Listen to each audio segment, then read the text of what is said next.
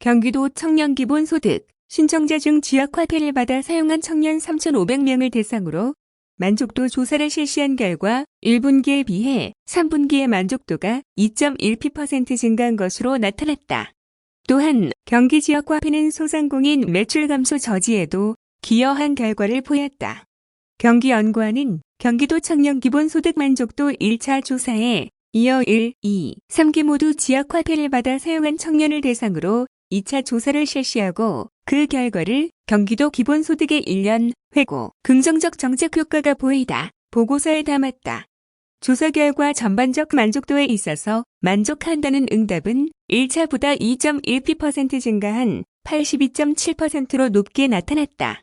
청년들이 만족하는 주요 이유는 기본소득의 구성 요소인 보편성, 현금성, 무조건성에 부합하는 것으로 분석됐다. 청년 기본소득 지급은 청년들의 삶에도 긍정적 변화를 일으켜 65.4%가 삶에 유익한 변화가 있었다고 응답했다. 이는 1차 조사 결과인 60.3%보다 5.1%포인트 증가한 수치다. 삶의 변화에 대한 주요 이유로는 1분기와 3분기 모두 친구들과의 교제에 금전적 걱정을 덜고 자기개발 시도가 가능하다는 응답이다. 경기도 외 지역 청년들을 비교 집단으로 하고 실시한 사전 사후 패널 조사에서도 고무적인 결과가 나타났다.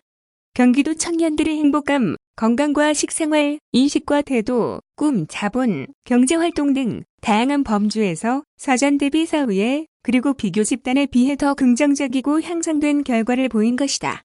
그 결과 경기도 청년들의 행복함 정도는 비교 집단에 비해 높은 63.5점으로 나타났다. 경기도 청년 기본소득 수급 청년 33명을 대상으로 한 질적 조사 결과도 남에게 무언가를 해줄 수 있어서 삶의 만족도가 개선되었다, 한 줄기 빛이 했다 등 대부분이 긍정적 반응을 보였다. 경기도민을 대상으로 한 공론화 조사 결과 기본소득에 대한 토론과 깊은 이해가 동반될수록 기본소득에 대한 긍정적인 인식이 강해져 기본소득을 위한 증세에도 동의하는 변화가 일어났다. 경기 지역화폐 지급은 경기도 소상공인 매출의 감소 추세 저지에도 기여한 것으로 분석됐다. 경기도 31개 시군 내 소상공인 업체 3,212개소를 대상으로 한 조사는 경기 지역화폐 발행이 본격적으로 시행된 4월 1일을 기준으로 사전조사와 사후조사로 구분해 실시했다. 조사 결과 매출 감소 등 경기가 하락하고 있다는 반응이 대세였다. 2019년 1분기 전체 소상공인 응답자의 월 평균 매출액은 업체당 1,913만 6,737원인데 반해 2019년 2분기 월 평균 매출액은 1,865만 5,384원으로 48만 1,353원 감소했다. 2019년 2분기 월 평균 지역화폐 매출액은 업체당 38만 8,728원으로 이는 2019년 월 평균 전체 매출액의 2.1%에 해당한다. 경기 지역화폐로 인한 매출액이 발생하지 않았다면 소상공인들의 2019년 2분기 월 평균 매출액은 1분기에 비해 2.5%포인트 감소해서 4.55%포인트 감소로 감소폭이 훨씬 더 커지게 돼 경기 지역화폐가 다소나마 경기도 소상공인 매출액 유지에 긍정적 영향을 미쳤다고 유추할 수 있는 대목이다. 유영성 경기연구원 기본소득연구단장은 경기도 기본소득 정책은 시작 단계이지만 만족도가 매우 높고 긍정적 정책 효과도 표출되고 있으므로 정책 안정화와 장기적인 기반 마련이 필요하다고 말했다. 청년 기본소득에 대한 높은 만족도에도 불구하고 여전히 선별적 복지관념이 우세한 상황에서 기본소득과 같은 보편적 복지의 의의에 대한 홍보 강화가 중요하다는 것이다.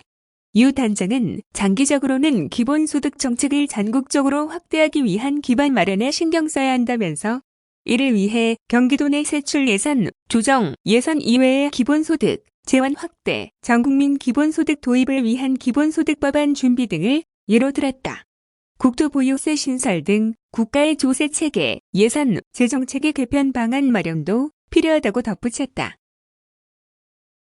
다음은 주민제한 사업 공모 접수 관련 뉴스입니다. 경기도가 도민과 시군, 민관이 함께 만드는 500억 원 규모의 주민 참여 예산을 편성하기 위해 도민 제한 사업 공모를 진행한다.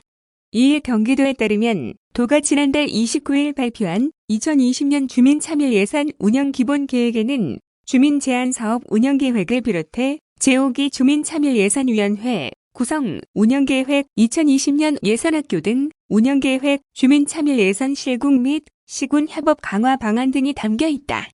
주민참여예산제도는 예산의 투명성과 민주성을 확보하기 위해 예산 편성 전 과정의 주민 참여를 보장하는 제도로 도는 지난 2012년 이 제도를 도입한 이래 지속적으로 확대 강화하고 있다. 특히 올해는 누구나 쉽게 제안할 수 있도록 제안자에 따라 사업 유형을 재설계했다. 일반 도민이 제안하는 도민제안형, 시군 주민참여예산위원회에서 도에 접수하는 지역지원형, 비영리 민간단체 및 위원회에서 제안하는 민관협치형을 각각 300억, 100억, 100억 원 규모로 제안 접수를 실시한다. 제안된 사업은 민관예산협의회, 전문가, 사전 컨설팅 등 사업 수기 과정을 통해 효과성을 배가해 최대한 예산에 반영할 예정이다. 제안을 희망하는 도민은 누구나 관련 분야 아이디어를 담은 주민제안 사업 신청서를 작성해 경기도 주민참여예산 홈페이지 또는 이메일, 우편 등의 방법으로 참여할 수 있다. 연중 접수가 가능하나 2021년 본 예산에 반영되기 위해서는 집중 접수 기간인 4월 10일까지 접수해야 한다. 주민참여예산위원회 심사 및 온라인 주민투표를 거쳐 2021년 예산안에 반영된 후 의회 심의가 통과되면 최종 확정될 예정이다. 주민참여 예산과 관련한 보다 상세한 내용은 경기도 홈페이지 또는 경기도 주민참여예산 홈페이지를 통해 확인할 수 있다. 도 관계자는 올해는 주민참여예산위원뿐만 아니라 청소년과 일반 도민 등을 대상으로 한 예산학교 운영을 통해 참여예산제도에 대한 이해도를 높이고 참여를 확대할 예정이라며 도민 여러분의 많은 관심과 참여를 부탁드린다고 말했다.